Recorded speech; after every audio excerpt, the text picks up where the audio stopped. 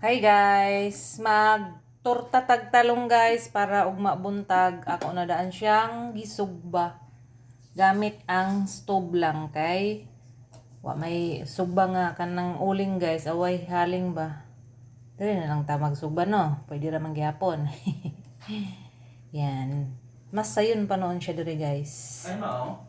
Yeah, di na maghaling-haling pa.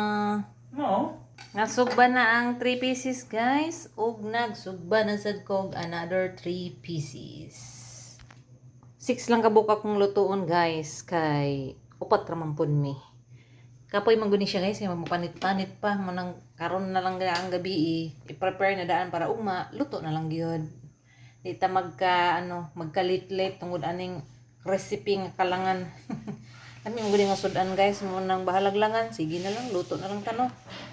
Hi guys!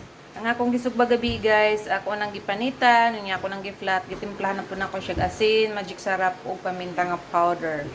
So mo siyang itlog guys, gibutangan ako og gamay nga cornstarch, unya magsugod na ta og luto kay alas 7 na.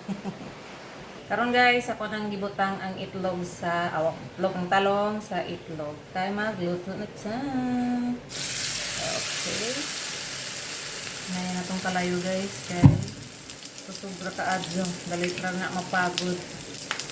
Another batch of talong. Ang kaniko bang talong guys kay way adyo kay di ulod pa. Okay, masarap ang tortang talong pang breakfast. Magkaroon na to guys kay napagod na ni. Ang pamanggol ko guys, nag-mix pa ko o crispy fry o cornstarch para sa fish filling nga baonon sa mga kids. Yan. Tato na guys, okay na siya. Ito na haunon. Luto na guys, ito na haunon. Kay lutoon pa na to ang second batch nga tortang talong. Yan. Dali naman siya pagluto guys. Ang pagsugba lang mo idugay o pagpanit. So, ato nang ibutang. Okay. Basta guys, bunta guys, magkara-kara ang inahan sa pagluto. Labi na diswila na ay. Sa puliki o gumapas. Ang plato na guys kay nagkuhan man ang lukot. Uy, nagkanilo. At dagdagan natin ng oil guys dahil nahubas na. Okay.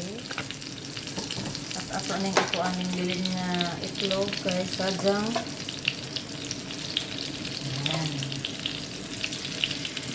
Okay. Ano na ka-easy guys. Nanadayin tayo tortang talong. Siguro to siya guys. Again, thanks for watching. Enjoy cooking. Happy eating. God bless you all. Love, love. Enjoy sa inyong pagluto sa tortang talong.